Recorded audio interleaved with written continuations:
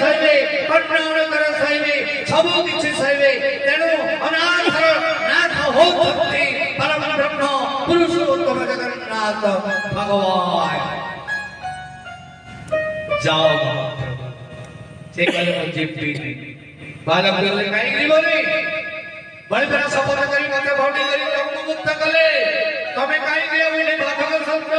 ଆସ, ନହେଲେ କେତେ ଭକ୍ତ ଅପେକ୍ଷା କରିଛନ୍ତି ନୀଳକଣ୍ଠରେ, ନୀଳାଦ୍ରି କନ୍ଦରେ, ଇନ୍ଦ୍ର ଚନ୍ଦ୍ର ବରୁଣ ସମସ୍ତେ ଅପେକ୍ଷା କରିଛନ୍ତି। ଶଙ୍କର ଦେବ ଦେବ ମହାଦେବ ଅକର୍ମ କର୍ମଦାୟକ ସବୁ ମାୟା ଜଗେଶ୍ୱରୀ ସମସ୍ତେ ଆପଣଙ୍କର ଦର୍ଶନ ଅପେକ୍ଷାରେ। ଆପଣ କାହିଁକି ଏଠି ବନ୍ଦାବଳି ଦର୍ଶନ ପ୍ରଦାନ କରୁଛନ୍ତି?